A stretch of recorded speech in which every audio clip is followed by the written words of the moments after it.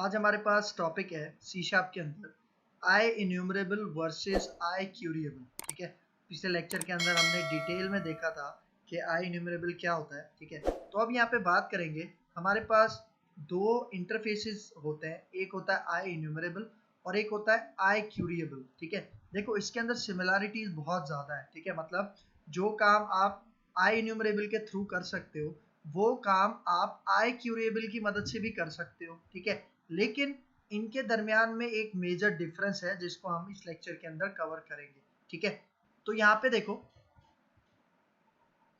These both are interfaces. ठीक है, मतलब आई इन्यूमरेबल हो या आपके पास आई क्यूरिएबल हो, ये आपके पास क्या है, इंटरफेसेस हैं, जेनरिक इंटरफेसेस हैं। ठीक है, जेनरिक भी है और आपके पास नॉन जेनरिक भी है। ठीक है, फिर यहाँ पे देखो second point, I enumerable and I curable are used for data manipulation in link queue from the database and collections। ठीक है, इसका मतलब ये जो दोनों इंटरफेसेस हैं ये हम डेटा मैनिपुलेशन के लिए यूज करते हैं। इसका मतलब जब भी हमें डेटा के साथ मैनिपुलेशन करनी है, इसका मतलब डेटा को रिट्रीव करना है, कोई कंडीशंस वगैरह लगानी है, उनके बेस पे रिकॉर्ड फैच करवाने हैं। ठीक है, तो ये सारा काम या तो हम डेटाबेस के थ्रू करते हैं कि हमें डेटा के साथ मैनिपुलेशन करनी होती है। ठीक है, मतलब डेटाबेस के अंदर जितने भी टेबल्स हैं उसके अंदर जो भी हमें डेटा रिट्रीव करवाना है कंडीशंस लगा के, तो उनके केस में हम इन दोनों को यूज कर सकते हैं, आई इन्यूमरेबल को या आई क्यूरिएबल को। फिर सेम इसी तरह अगर मैं बात करूं कलेक्शंस की, जिस तरह हमारे पास एरे लिस्ट है,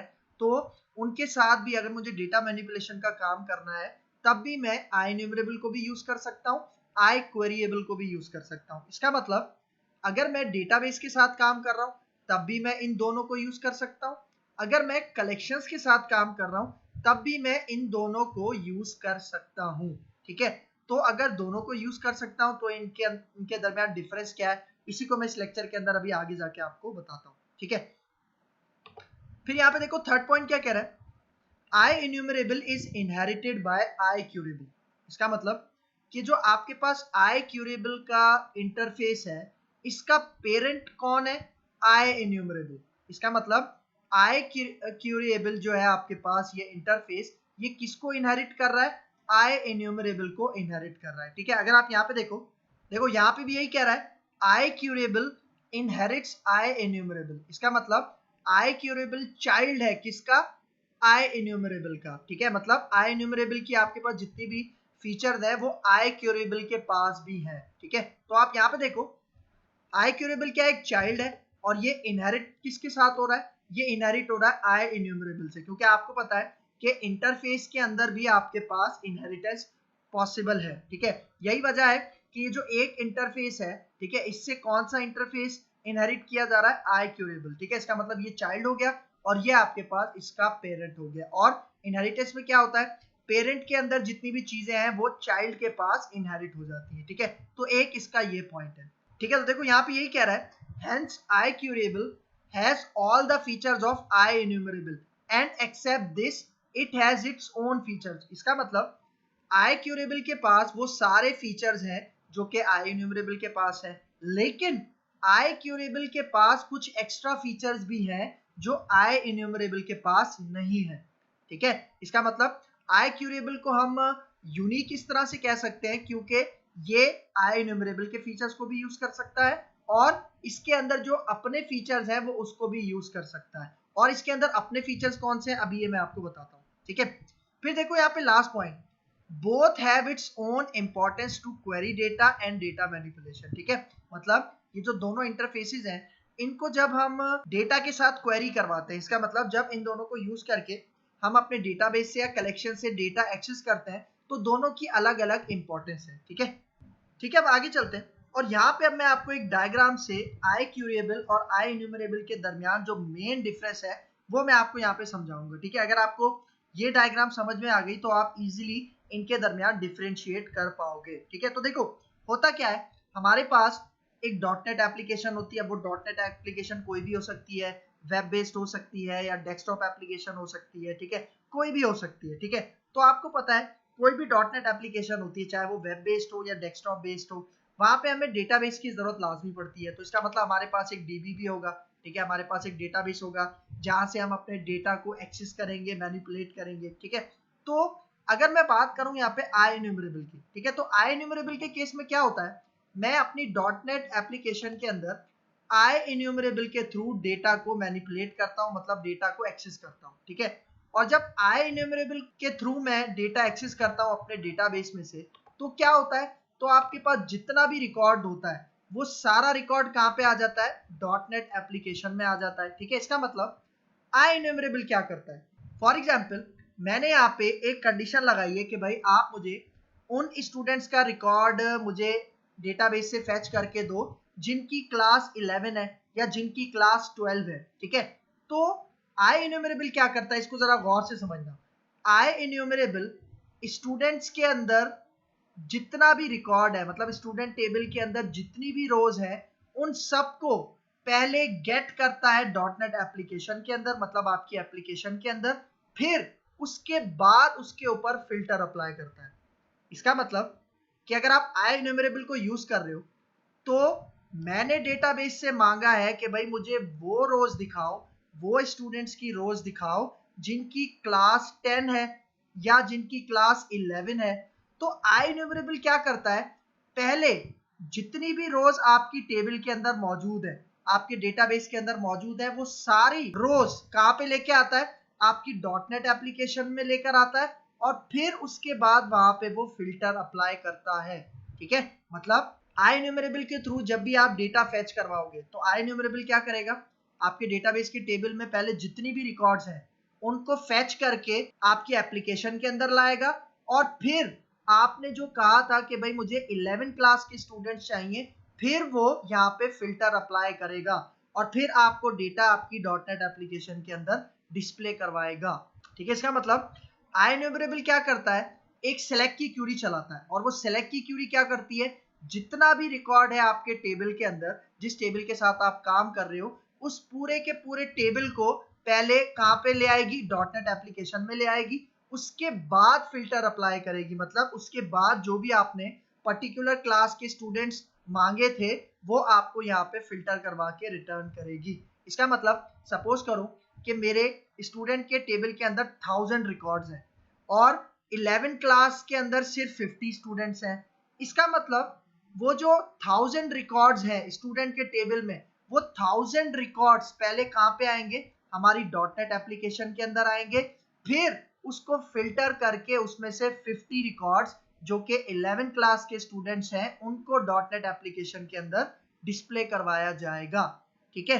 तो ये एक ड्रॉबैक आप कह सकते हो किसके साथ होता है, आई इन्यूमरेबल के साथ होता है, ठीक है। लेकिन अगर मैं बात करूं आई क्यूरेबल की, ठीक है, तो आई क्यूरेबल इंटरफेस में क्या होता है, देखो देखो आई क्यूरेबल के केस में भी हमारे पास सपोज करो एक डॉटनेट एप्लीकेशन है, ठीक है, और एक डेटाबेस है, ठीक है, और मैं अब आई क्यूरेबल को यूज करते हुए अपने डेटाबेस में से, अपने टेबल में से डेटा गेट कर रहा हूं, और वो सारा रिकॉर्ड कहां पे आ रहा है, हमारी डॉटनेट एप्लीकेशन के अंदर आ रहा है, ठीक है।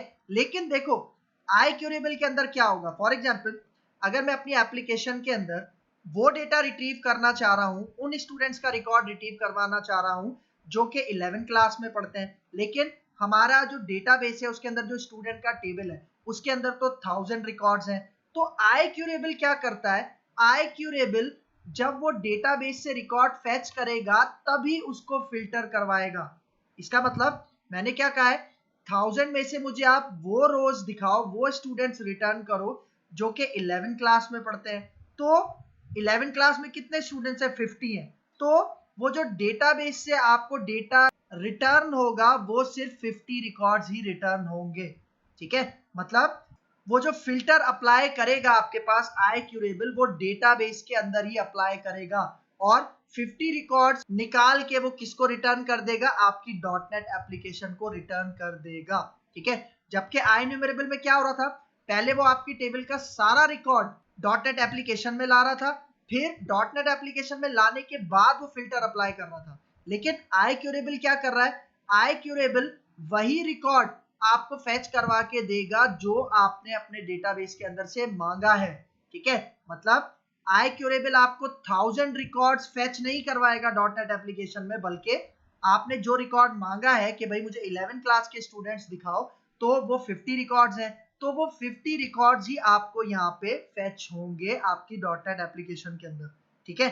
तो ये मेन डिफरेंस है किसका, आई इन्यूमरेबल और आई क्यूरेबल का। इसका मतलब आई इन्यूमरेबल सेलेक्ट ऑल वाली क्वेरी चलाता है, ठीक है, और फिर वेयर क्लॉज कहां पे लगाता है, फिल्टर के अंदर, ठीक है। लेकिन आई क्यूरेबल जो आपका इंटरफेस है वो सेलेक्ट के साथ जो वेयर क्लॉज लगाता है वो तभी लगा देता है जब आप डेटाबेस में से डेटा एक्सेस कर रहे हो, फैच करवा रहे हो, ठीक है। इससे फायदा क्या है कि सारा डेटा आपकी एप्लीकेशन में नहीं आता, ठीक है, मतलब आपकी एप्लीकेशन में वही डेटा आता है जो ऑलरेडी फिल्टर हुआ है, ठीक है। तो ये इसका एक मेन बेनिफिट है किसका, आपके पास आई क्यूरेबल का, ठीक है। तो अगर देखो, अगर आपको ये डायग्राम समझ में आ गई तो आपको इजीली आई न्यूमरेबल और आई क्यूरेबल का कॉन्सेप्ट समझ में आ जाएगा। अच्छा, तो अगर मैं इसका आपको प्रैक्टिकल वर्क करके दिखाऊं, ठीक है, मैं आता हूं अपने विजुअल स्टूडियो में और यहाँ पे आते हैं, न्यू प्रोजेक्ट क्रिएट करते हैं, ठीक है, और यहाँ पे आके मैं अपने इस प्रोजेक्ट का नाम रख लेता हूँ आई क्वेरिएबल डेमो, ठीक है, और यहाँ पे मैं वेब सेलेक्ट कर रहा हूँ और ASP.NET वेब एप्लीकेशन सेलेक्ट कर रहा हूँ, ठीक है, क्योंकि ये काम मैं आपको MVC के थ्रू इंप्लीमेंट करके दिखाऊंगा, ठीक है। ओके करते हैं, ठीक है, और यहाँ पे एम्प्टी सेलेक्ट करते हैं और MVC के ऊपर चेक लगाते हैं, ओके करते हैं, ठीक है। देखो हमारी एप्लीकेशन क्रिएट हो गई है, ठीक है। इसको जो मैं इंप्लीमेंट करके दिखाऊंगा आपको वो लिंक टू एसक्यूएल की मदद से करवाऊंगा, ठीक है। मतलब ये जो आई क्यूरेबल और आई इन्यूमरेबल इंटरफेसेस हैं ये बेसिकली लिंक क्यू के अंदर आते हैं, ठीक है, क्योंकि जो भी क्वेरी मैं एग्जीक्यूट करवाता हूँ, ठीक है, अपने डेटाबेस से रिकॉर्ड फैच करता हूँ, वो बेसिकली लिंक क्यू की एक्सप्रेशंस होती हैं, लिंक क्यू की क्यूरीज होती है, ठीक है। तो ये जो दोनों इंटरफेसेस हैं वो लिंक क्यू के साथ काम करते हैं, ठीक है। तो मैं इसके अंदर लिंक टू एसक्यूएल को यूज करके सारा सिनेरियो आपको समझाता हूँ, ठीक है। तो अगर लिंक टू एसक्यूएल में किसी को कोई कंफ्यूजन है तो वो हमारे पीछे के लेक्चर्स में लिंक टू एसक्यूएल का कॉन्सेप्ट देख सकते हैं कि उसको किस तरह से इंप्लीमेंट किया जाता है, ठीक है। देखो आप लिंक टू एसक्यूएल भी यूज कर सकते हो, आप यहाँ पे एंटिटी फ्रेमवर्क की कोई भी अप्रोच यूज कर सकते हो डेटाबेस में से डेटा गेट करने के लिए, ठीक है। आप चाहे कोड फर्स्ट यूज कर लो, चाहे डेटाबेस फर्स्ट यूज कर लो, लेकिन मैं यहाँ पे लिंक टू एसक्यूएल को यूज कर रहा हूँ, ठीक है। तो सबसे पहले मैं आपको डेटाबेस यहाँ पे दिखा देता हूँ। देखो मैं अपने सर्वर एक्सप्लोरर पे जाता हूँ और यहाँ डेटा कनेक्शंस के ऊपर मैं राइट क्लिक करता हूँ, ठीक है, और ऐड कनेक्शन में जाते हैं, ठीक है। और मेरे सर्वर का क्या नाम है, सर्वर का नाम है, कॉपी पेस्ट कर लेता हूँ, ठीक है। तो यहाँ पे देखो एसक्यूएल सर्वर मैनेजमेंट स्टूडियो में यहाँ पे मेरे सर्वर का नाम आ रहा है, ठीक है, डेस्कटॉप, और यहाँ पे आके मैं इसको कॉपी करता हूँ और इसको हम कनेक्ट कर लेते हैं और अब मैं आ जाता हूँ यहाँ पे, ठीक है, और यहाँ पे मैं अपने सर्वर का नाम पेस्ट करता हूँ। तो जैसे आप सर्वर का नाम पेस्ट करोगे यहाँ पे देखो अब हमें डेटाबेस सिलेक्ट करना है। मैं यहाँ पे डेटाबेस यूज कर रहा हूँ ये स्टूडेंट डीबी, ठीक है, क्योंकि इसके अंदर एक स्टूडेंट का टेबल है। इसको सेलेक्ट करते हैं और ओके करते हैं तो आपके पास यहाँ पे डेटाबेस के साथ कनेक्शन बन जाएगा, ठीक है। और मैं कौन सा डेटाबेस यूज कर रहा हूँ, स्टूडेंट डीबी। तो देखो अगर मैं इसको एक्सपेंड करूँ तो यहाँ पे देखो टेबल्स के फोल्डर के अंदर यहाँ पे मैंने एक टेबल पहले से बनाया हुआ है जिसका नाम क्या है, स्टूडेंट। अगर मैं इसके ऊपर राइट क्लिक करूँ और शो टेबल डेटा आपको करके दिखाऊं तो देखो यहाँ पे मेरे पास तकरीबन 14 स्टूडेंट्स ऐड है, ठीक है। और आप यहाँ पे देखो 5 कॉलम्स है, आईडी, नेम, जेंडर, एज और स्टैंडर्ड। स्टैंडर्ड मतलब क्लास। तो यहाँ पे मैं यही कंडीशन लगाऊंगा कि मेरे पास 14 रिकॉर्ड्स हैं, ठीक है। तो मैं कहूंगा कि भाई मुझे 11 क्लास के अंदर कौन से स्टूडेंट्स हैं या 12 क्लास के अंदर कौन से स्टूडेंट्स हैं उनका डेटा फैच करवा के दो, ठीक है। तो इसी टेबल को अब मैं यूज करूंगा। तो देखो अब मैं लिंक टू एसक्यूएल को यूज कर रहा हूँ, ठीक है। तो लिंक टू एसक्यूएल के लिए हमें क्या करना पड़ता है, मैंने आपको बताया था। आप पहले जाओ मॉडल्स के फोल्डर में, यहाँ पे राइट क्लिक करो और फिर न्यू आइटम के अंदर चले जाओ और फिर यहाँ पे देखो विजुअल सी शार्प में आप डेटा सेलेक्ट करो और आपको यहाँ पे मिलेगा लिंक टू एसक्यूएल क्लासेस, ठीक है। मतलब जब भी हमें लिंक टू एसक्यूएल इंप्लीमेंट करना होता है तो हम ये LINQ to SQL classes use करते हैं। और इस फाइल की एक्सटेंशन क्या होती है, DBML, मतलब डेटाबेस मार्कअप लैंग्वेज। तो देखो इसका नाम मैंने आपको बताया था, हम वही रखते हैं जो हमारे डेटाबेस का नाम है। हमारे डेटाबेस का क्या नाम था, स्टूडेंट डीबी। तो यहाँ पे आके मैं इसको ऐड करता हूँ तो यहाँ पे देखो स्टूडेंट db.dbml की फाइल ऐड हो गई। और अब अगर आप यहाँ पे आओ मॉडल्स के फोल्डर के अंदर देखो आपके पास ये फाइल ऐड हो चुकी है, ठीक है। तो 2 पैनल्स आते हैं, मैंने आपको बताया था। लेफ्ट साइड में हम टेबल ड्रैग एंड ड्रॉप करते हैं, राइट हैंड साइड पे हम store procedure drag and drop करते हैं। और यहाँ पे एक फाइल आती है स्टूडेंट db designer.cs और इसके अंदर मैंने आपको बताया था जितना भी कोड हमारे पास जनरेट होता है वो इस डिजाइनर फाइल के अंदर जनरेट होता है, ठीक है। और ये जो क्लास है स्टूडेंट db डेटा कंटेक्स्ट, ये कंटेक्स्ट क्लास है जो हमारे डेटाबेस के ऑब्जेक्ट्स को हमारे C# ऑब्जेक्ट ओरिएंटेड के साथ उनकी मैपिंग करती है, ठीक है। तो ये इसका काम है। मतलब अभी जो स्टूडेंट टेबल के लिए जो भी क्लास बनेगी वो इसी के अंदर बनेगी, ठीक है। तो देखो अब मुझे क्या करना है, अब मुझे यहाँ पे टेबल ड्रैग एंड ड्रॉप करना है। कौन सा टेबल? स्टूडेंट का टेबल, क्योंकि मैं क्या चाह रहा हूँ कि जो मेरा टेबल है वो किस में कन्वर्ट हो जाए, क्लास के अंदर कन्वर्ट हो जाए, और जितने भी कॉलम्स हैं वो प्रॉपर्टीज के अंदर कन्वर्ट हो जाए। तो देखो मैं सर्वर एक्सप्लोरर पे जाता हूँ और यहाँ पे मैं स्टूडेंट को ड्रैग एंड ड्रॉप करता हूँ लेफ्ट हैंड साइड पे, ठीक है। तो जैसे आप लेफ्ट हैंड साइड पे ड्रैग एंड ड्रॉप करोगे तो देखो ये क्लास बन गई स्टूडेंट, और हमारे पास जितने भी कॉलम्स थे वो प्रॉपर्टीज की शक्ल में आपको नजर आ रहे हैं। और अब अगर मैं आपको यहाँ पे जाऊं, डिजाइनर फाइल दिखाऊं, तो देखो यहाँ पे कुछ चीजें आपके पास ऑटोमेटिकली जनरेट होती हैं। एक यहाँ पे ये स्टूडेंट्स की प्रॉपर्टी है जो हमारे टेबल का सारा डेटा, स्टूडेंट टेबल का सारा डेटा हमें गेट करवा के देगी। और अगर आप नीचे जाओ तो देखो हमारे टेबल से रिलेटेड एक स्टूडेंट क्लास यहाँ पे जनरेट हो गई है, और देखो जितने भी कॉलम्स थे उनके लिए यहाँ पे आप देखो कि प्रॉपर्टीज भी इसने मुझे ऑटोमेटिकली जनरेट करके दे दी है, ठीक है। तो ये काम होता है लिंक टू एसक्यूएल का, सही है।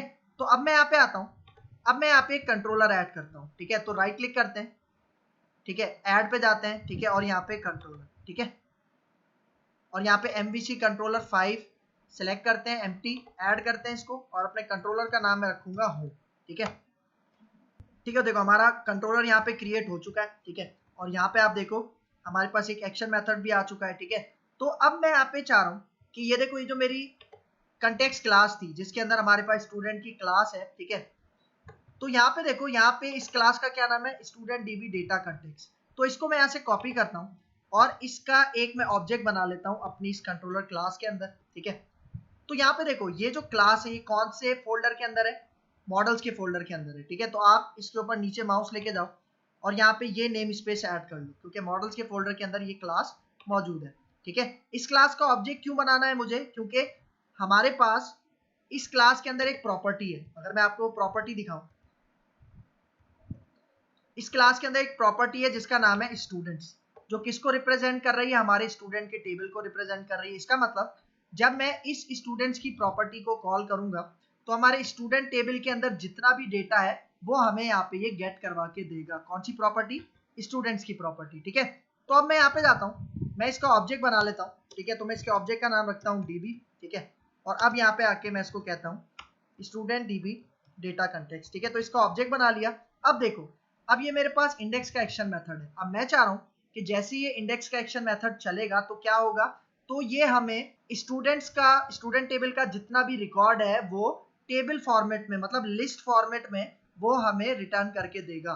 तो मैं यहाँ पे इस एक्शन मेथड के साथ एक व्यू अटैच कर लेता हूँ। राइट क्लिक करो इसके ऊपर, ऐड व्यू पे आ जाओ, ठीक है। और यहाँ पे टेम्पलेट में सेलेक्ट कर लेता हूँ लिस्ट, क्योंकि मुझे लिस्ट की फॉर्मेट में डेटा चाहिए, ठीक है। और फिर मैं यहाँ पे क्लास कौन सी सिलेक्ट करता हूँ, स्टूडेंट, क्योंकि जितना भी डेटा आपके पास आएगा वो स्टूडेंट क्लास का होगा, ठीक है। और अब यहाँ पे आके मैं इसको ऐड करता हूँ, ठीक है। देखो हमारे पास ये इंडेक्स का व्यू ऐड हो गया, ठीक है। और यहाँ पे अब मैं क्या करता हूँ, देखो अब मैं यहाँ पे आके सबसे पहले आई इन्यूमरेबल का एक ऑब्जेक्ट बना लेता हूँ, ठीक है। और मैं कह रहा हूँ इसके अंदर जो डेटा स्टोर होगा वो स्टूडेंट टाइप का डेटा स्टोर होगा। और यहाँ पे मैं इसका नाम यहाँ पे रख देता हूँ, फॉर एग्जाम्पल STDS, इसके ऑब्जेक्ट का नाम रख लेता हूँ। और अब यहाँ पे मैं कह रहा हूँ DB, और इसके अंदर एक प्रॉपर्टी थी, ठीक है, जिसका क्या नाम था, स्टूडेंट्स। और मैंने क्या बताया था, ये जो स्टूडेंट्स की प्रॉपर्टी है यही हमें सारा डेटा गेट करके देगी, ठीक है। तो अभी अगर मैं यहाँ पे आऊँ, ठीक है, कंडीशन लगाता हूँ, ठीक है, वेयर कंडीशन लगाता हूँ, और इसके अंदर हमें लैम्डा एक्सप्रेशन पास करनी है। तो मैं यहाँ पे कहता हूँ x, ठीक है, और फिर लैम्डा ऑपरेटर पास कर देते हैं, और मैं कहता हूँ s डॉट स्टैंडर्ड, ठीक है। और यहाँ पे मैं इसके अंदर एक मेथड यूज करता हूँ इक्वल्स का, ठीक है, और इसके अंदर मैं पास कर देता हूँ 11, ठीक है। इसका मतलब मैं क्या कह रहा हूँ कि हमारे पास ये जो स्टूडेंट्स है, ठीक है, इसके अंदर टोटल कितने रिकॉर्ड्स हैं मैंने आपको यहाँ पे दिखाया था। अगर मैं आपको दोबारा दिखाऊं, ठीक है, अपने टेबल पे जाते हैं, राइट क्लिक करते हैं, शो टेबल डेटा करते हैं, तो देखो इसके अंदर 14 रिकॉर्ड्स हैं, ठीक है। लेकिन मैं क्या यूज कर रहा हूँ, आई इन्यूमरेबल यूज कर रहा हूँ, ठीक है। लेकिन अगर आप नोटिस करो इस स्टूडेंट्स के टेबल में 11 स्टैंडर्ड कौन कौन से स्टूडेंट का है, अगर आप यहाँ पे देखो, ठीक है, 11 स्टूडेंट हमारे पास है। यहाँ पे एक आदिल हो गया, ये 2 3 और ये लास्ट में 4 स्टूडेंट्स हैं। इसका मतलब जब ये वाली कंडीशन आपके पास ट्रू होगी तो आपके पास 4 रिकॉर्ड्स कहाँ पे आएंगे, इस STDS के ऑब्जेक्ट के पास आएंगे, और ये मैं अपने व्यू को पास कर दूंगा, ठीक है। लेकिन एक चीज आप अपने माइंड में रखना, ये डायग्राम आपके माइंड में होनी चाहिए, क्योंकि सारा रिकॉर्ड पहले फेच होगा हमारी डॉटनेट एप्लीकेशन के अंदर और उसके बाद फिल्टर किया जाएगा। मतलब 14 रोज पहले आ जाएंगी हमारी एप्लीकेशन के अंदर, फिर उन 14 रोज में से 4 रोज को निकाला जाएगा, ठीक है, क्योंकि मैं आई इन्यूमरेबल यूज कर रहा हूं, ठीक है। तो देखो अब अगर मैं यहाँ पे आके इसको रन करके आपको रिजल्ट दिखाऊं, ठीक है, देखो आपको यहाँ पे नजर आ रहा है, ठीक है, मतलब वही आपको स्टूडेंट्स नजर आ रहे हैं जिनका स्टैंडर्ड क्या है, क्लास क्या है, 11 है, ठीक है। तो अब अगर मैं यहाँ पे आऊं और यहाँ पे आके अगर मैं स्टॉप करूं तो देखो ये काम मैंने किया आई इन्यूमरेबल के थ्रू, ठीक है। लेकिन अगर मैं यहाँ पे आके अब आई इन्यूमरेबल हटा दूं, ठीक है, और मैं यहाँ पे आके आई क्यूरेबल लगा दूं, ठीक है, आई क्यूरेबल लगा दूं। अच्छा एक बात याद रखना कि ये जो आई इन्यूमरेबल है, ठीक है, मैं इसको कंट्रोल जेड करता हूँ, ये जो आई इन्यूमरेबल है ये आपके पास इस नेम स्पेस के अंदर मौजूद है, ठीक है, क्योंकि मैंने आपको बताया था आई इन्यूमरेबल की दो आपके पास फॉर्म्स हैं, ठीक है, मतलब जेनरिक भी है और नॉन जेनरिक भी है, ठीक है। तो अगर आप जेनरिक आई इन्यूमरेबल यूज करोगे तो कौन सा नेम स्पेस यूज होगा, system dot collection dot generic. लेकिन अगर आप नॉन जेनरिक आई इन्यूमरेबल यूज करोगे तो कौन सा आपके पास नेम स्पेस यूज होगा, सिस्टम डॉट कलेक्शंस, ठीक है। तो एक इसका ये पॉइंट है, ठीक है। तो अब अगर मैं यहाँ पे आके आई क्यूरेबल को इंप्लीमेंट करूं, ठीक है, तो देखो आई क्यूरेबल आपके पास कौन से नेम स्पेस में होता है, सिस्टम डॉट लिंक क्यू में होता है, ठीक है, इस नेम स्पेस में होता है, ठीक है। तो ये बात आपने याद रखनी है। तो देखो मैंने यहाँ पे कुछ भी चेंज नहीं किया, मैंने जस्ट आई इन्यूमरेबल को आई क्यूरेबल में कन्वर्ट कर दिया है, ठीक है, सही है, बाकी कंडीशन आपकी सेम वही है। तो अगर मैं यहाँ पे आके अब इसको रन करूं, ठीक है, देखो अब मैंने आई क्यूरेबल को यूज किया था तो अभी भी आपको वही 4 रिकॉर्ड्स नजर आ रहे हैं, 4 स्टूडेंट नजर आ रहे हैं जिनका स्टैंडर्ड क्या है, 11 है, जिनकी क्लास क्या है, 11 है, ठीक है। तो देखो बजाहिर अगर मैं आपको यहाँ पे बताऊं कि जो दोनों आपके पास इंटरफेसेस हैं, ठीक है, इनके अंदर बजाहिर आपको कोई डिफरेंस नजर नहीं आ रहा होगा, ठीक है, मतलब जो काम मैंने आई न्यूमरेबल के थ्रू किया वही काम मैं आई क्यूरेबल के थ्रू भी कर सकता हूं, क्योंकि आई न्यूमरेबल पेरेंट है किसका, आई क्यूरेबल का, ठीक है। मतलब बजाहिर कोई भी इसका डिफरेंस आपको नजर नहीं आता, क्योंकि जो काम आई न्यूमरेबल कर सकता है, चाहे आप कलेक्शंस के साथ काम करो चाहे डेटाबेस के साथ काम करो, वो सारा काम आई क्यूरेबल भी कर सकता है। लेकिन इसका जो मेन डिफरेंस है वो बैकग्राउंड में होता है, वो बिहाइंड द सीन्स होता है। और वो डिफरेंस क्या है कि आई न्यूमरेबल पहले सारा रिकॉर्ड फेच करवाता है अपनी एप्लीकेशन के अंदर, फिर फिल्टर करता है, लेकिन आई क्यूरेबल वही डेटा फेच करवाता है डॉटनेट एप्लीकेशन में जो उसको चाहिए। मतलब पहले से जो डेटा फिल्टर्ड होता है वही डेटा फेच किया जाता है डॉटनेट एप्लीकेशन के अंदर, ठीक है। तो ये मेन डिफरेंस इसका एक बैकग्राउंड के अंदर होता है, ठीक है। फिर अब बात करते हैं इसकी कुछ थ्योरी की, ठीक है। तो यहाँ पे देखो इसका पहला point, IEnumerable exist in the system dot collection namespace, ठीक है। देखो यहाँ पे नॉन जेनरिक आई इन्यूमरेबल की बात कर रहा है, यही वजह है कि ये कौन से नेम स्पेस में है, सिस्टम डॉट कलेक्शंस के अंदर है। लेकिन अगर इसके आगे टी प्लेस होल्डर होता तो इसका मतलब वो कौन से नेम स्पेस में होता, system dot collections dot generic के अंदर होता, ठीक है। और अगर मैं आई क्यूरेबल की बात करूं तो I queryable exist in the system dot link Q namespace, और ये दोनों नेम स्पेस आपके पास पहले से मौजूद थे। अगर आप यहाँ पे देखो ये वाला नेम स्पेस भी हमारे पास मौजूद है, ठीक है, क्योंकि मैं जेनरिक यहाँ पे यूज कर रहा था आई न्यूमरेबल, और ये वाला नेम स्पेस भी हमारे पास पहले से मौजूद है, ठीक है। लेकिन अगर आपके पास ये दोनों पहले से मौजूद ना हो तो आपको लाजमी इनको ऐड करना पड़ेगा, ठीक है। तो एक इसका ये डिफरेंशिएट हो गया। फिर इसके बाद I enumerable is suitable for querying data from in memory collections like list, array and so on. इसका मतलब आई इन्यूमरेबल को हम कहाँ यूज कर सकते हैं, जहां पे हम लिस्ट से डेटा गेट करवा रहे हैं, एरे से डेटा गेट करवा रहे हैं, एंड सो ऑन, मतलब जितनी भी कलेक्शंस हैं, ठीक है, क्योंकि वो सारी कलेक्शंस आपके पास सी शार्प के अंदर होती हैं, इन मेमोरी होती हैं, ठीक है।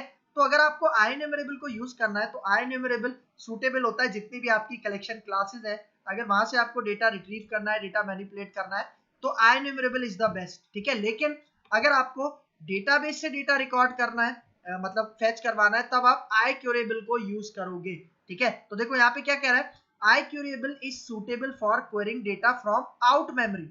मतलब ये जो कलेक्शंस है वो तो हमारी मेमोरी के अंदर होते हैं ना, इन मेमोरी कलेक्शंस है क्योंकि सी शार्प की अपनी है, ठीक है।